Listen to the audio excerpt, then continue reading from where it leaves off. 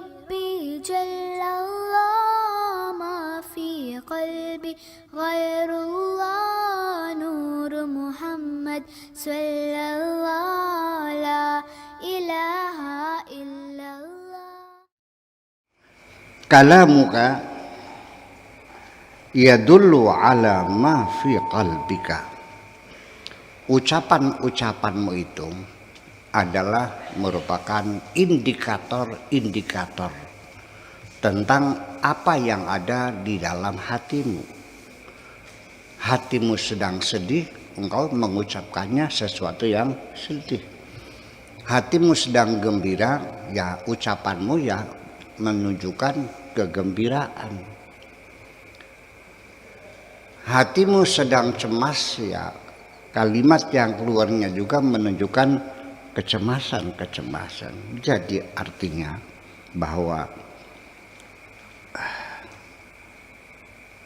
omongan kita ini adalah sebagai petunjuk ya, terhadap apa yang ada di dalam hati kita. Mulut kita ini seperti speaker ya. Jadi sebagai penyambung ya, yang berkata adalah hati, yang mengucapkan adalah mulut. Ada persesuaian. Ya. Al-lisanu turjumanul qalbi. Lisan itu, mulut itu adalah menterjemahkan hati. Juru bicaranya hati. Juru terjemahnya hati, interpreternya hati. Tamu belum datang, Bang? Belum datang. Tamu belum datang. Belum. Di susu sana. Dijemput tanya. Iya. Siapa yang jemput?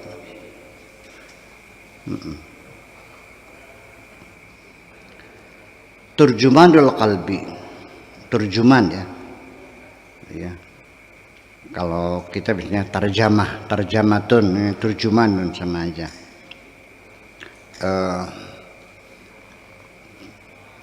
Tambahan alif dan nun, ghadban, ghadibun marah. Kalau ghadban sangat marah sekali, namanya lil mubalaghah. Za'ilun marah, kalau za'lanun sangat marah sekali. Jadi turjuman itu artinya betul-betul lidah kita ini menjadi juru terjemah, juru bicara atau interpreternya hati kita ini. Fa idza kana al-qalbu mukhtalaatun, apabila hatinya itu campur aduk, adun-adunnya banyak adukannya. Fataratan yasihul kalam wa taratan yabtulu. Sekali-kali ngomongnya benar, sekali-kali enggak benar. Kalau hati kita masih bercampur, belum murni, belum suci, belum bersih, maka ya omongan kita kadang-kadang benar, kadang-kadang enggak benar. Kadang-kadang jujur, kadang-kadang bohong. Bahkan kadang-kadang ya banyak bohongnya. Atau tidak ada benernya sama sekali, ngomongnya bohong semua. Gitu. Jadi artinya ya sementara makanya namanya al-khabar itu yahtamilu sidqa wal kidba. Semua omongan, siapa saja yang ngomong itu jangan dulu dipercaya terburu-buru, jangan dulu ditolak terburu-buru. Coba diteliti dulu, karena semua berita itu yahtamilu sidqa wal kidba. Semua berita bisa benar, bisa tidak benar. Jangan sampai kita kecewa menolak kebenaran, atau kita kecewa menerima kebohongan. Jadi yang berhati-hati sajalah. Siapa saja orang ngomong ya standarnya bisa benar bisa tidak benar. Kalau yang ngomong kiai gimana? Ya sama aja. Tukang beca ya sama aja. Gak ada urusan. Sama saja kok semuanya itu. Lalu la taqdiru taghayyur syai' amma huwa wa ukhra. Ya. Kamu tidak akan mampu untuk merubah apapun dari aslinya menjadi yang lain. Ya aslinya ya begitu. Udah. Semua ya kita ini yang jadi pohon ya biarlah jadi pohon, yang rumah jadi rumah, yang jadi batu tetap jadi batu. Tidak akan bisa berubah. Ya, kalau sudah, makanya dalam peribahasa dikatakan kalau watuk ada obatnya, kalau watek nggak ada obatnya. Dasar watek katanya gitu, seperti itu. Jadi memang susah kalau memang udah wateknya orang itu ngomongnya bohong ya bohong terus. Itu kembali kepada perwatakan masing-masing. Ya. Wa idza zala takhlituhu sahhal lisan. Apabila adonan campurannya itu sudah hilang, hati sudah kembali pada kesuciannya, pada kemurniannya, ya. Idza zala takhlituhu sahhal lisan, baru omongannya benar. Orang itu kalau hatinya benar ngomongnya benar. Kalau hatinya nggak benar ya ngomongnya nggak benar kok. Ya, mulut kan corong kan membran speaker. Ya tergantung yang ngomong hati kan gitu. Yang menyampaikan adalah lisan kita ini. Idza zala asyirku minhu, kalau kemusyrikan sudah bersih, sudah hilang dari hati kita, sahhal lisanu, maka ucapannya juga akan menjadi benar. Orang yang hatinya masih menyimpan kemusyrikan, ya omongannya omongan musyrik. Sekalipun dia tidak menyembah berhala, tidak menyembah bintang dan bulan, tapi dia ngomongnya kemusyrikan. Kalau tidak saya bantu, nggak bakal jadi pondoknya. Kalau dulu kamu tidak aku tolong, sudah mampus dari dulu. Kamu bisa benda segitu kan karena aku yang ngajarin kamu kan, koplok. Itu semua omongan-omongan kemusyrikan. Itu ngomongnya seorang Tuhan yang begitu tuh. Sekalipun dia mengatakan sepertinya hebat. Kalau tidak aku yang membela agama Islam di negeri ini, dari dulu Islam sudah hilang dari negeri ini. Waduh, sepertinya dia yang paling pahlawan membela agama itu. Memangnya Tuhan tidak membela? Perlu pembelaan kamu. Jadi engkau mengklaim aku yang menentukan di sini. Iya. Kalau bukan kita yang membela Islam di negeri ini, hancur dari dulu Islam. Dia mengklaim dirinya sebagai Tuhan yang membela agama ini. Betul nggak? Bicara agama. Tapi dia sendiri sudah menjadi Tuhan. Seolah-olah sangat tergantung kepada kamu. Kalau kamunya berjuang, Islam akan abadi di sini. Kalau kamunya kendor, bisa bubar agama ini. Waduh, siapa dia? Tuhan kan? Ya, orangnya hatinya masih musyrik, ucapannya terungkap semuanya kok.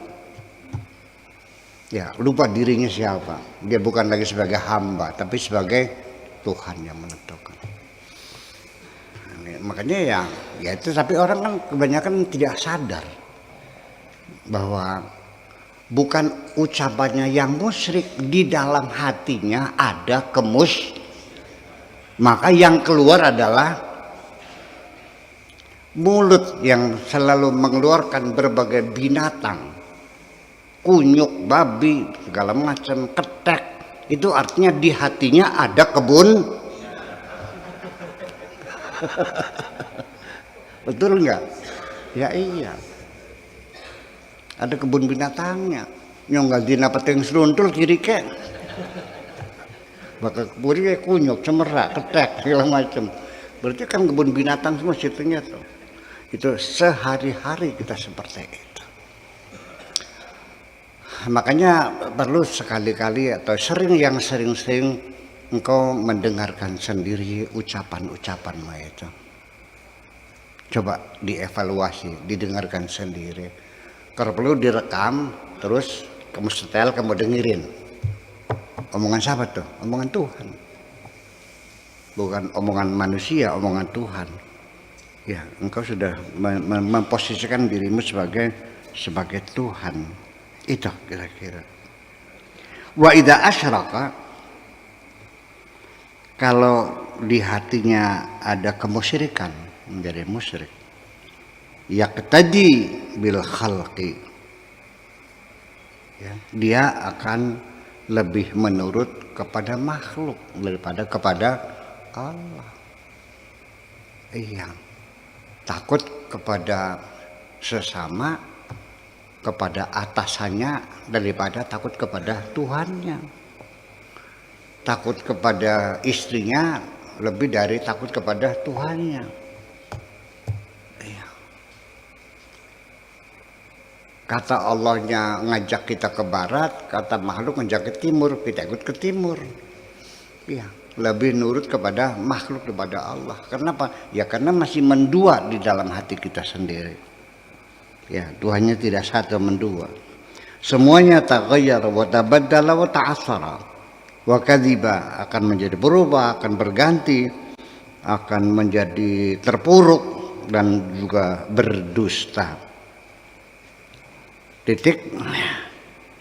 Minal mutakallimin, termasuk mutakallimin. Mutakallimin itu orang-orang ahli di dalam ilmu kalam, ilmu tauhid, teologi, ya, ilmu-ilmu keislaman, ya, sebutnya ilmu kalam atau ilmu tauhid atau ilmu akidah.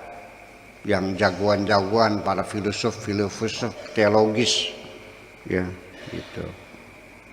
Man yatakallamu an qalbihi, ada yang benar, ngomongnya benar-benar keluar dari hatinya, ada. Wa minhum man yatakallamu an sirrihi, ada juga para ahli ilmu tauhid ketika berbicara betul-betul keluar dari sirnya, dari palung hatinya, ada. Wa minhum man yatakallamu an nafsihi, juga ada ahli teologi, ahli ilmu kalam, ahli tauhid kalau ngomong keluar dari nafsunya, ya. Wahawahu, dan hawanya, wa syaitanihi, yang ngomong setannya, wa adatihi, dan kebiasaan-kebiasaannya. Orangnya ahli ilmu kalam, mutakallim, tapi kalau ngomong bukan dari hatinya, dari setannya yang ngomong. Iya, itulah. Jadi artinya bahwa kita mesti berhati-hati bahwa tidak semudah itu kita mengklaim kenal Allah. Iya, ya sesungguhnya ya begini ya. Kalau hatimu berkualitas, pasti ucapanmu berkualitas. Betul nggak? Perbuatannya berkualitas. Kalau kamu ngegoblok, ya kelakuannya goblok. Cara melihatnya saja pelangap-pelongo. Itu dari language body atau gestur tubuh itu juga sudah menunjukkan orang bodoh sama orang pintar. Cara berjalannya saja ketangguhan kok. Engkege kasejen. Katakanlah orang tukang macul, tukang beca, buta huruf, kasih pakai jas, pakai rompi, pakai dasi, ya kan? Ya. Suruh naik mobil baby band. Begitu turun, begitu dia berjalan, engkeke sejen, ketangguhan. Belum lagi ngomong, ya kan? Iya, ya semacam itu. Tetapi sebaliknya, kalau orang bodoh mah nggak bisa pura-pura pinter tuh. Tapi kalau orang pinter bisa pura-pura bodoh. Orang nggak bener nggak bisa pura-pura bener tuh.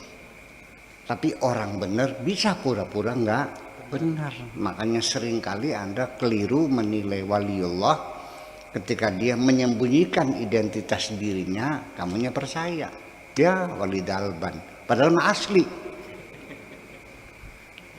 Iya. Tapi seringkali wali dalban ngaku wali, kamunya percaya karena kamunya kurang teliti. Iya. Ketika engkau memperhatikan ini kaya waliullah, terus kamu memperhatikan biasanya kalau waliullah kalau meludah itu nggak pernah ke kanan, selalu ke kiri. Dia akan meludah di depanmu ke kanan biar kamu tidak lagi menduga dia seorang wali.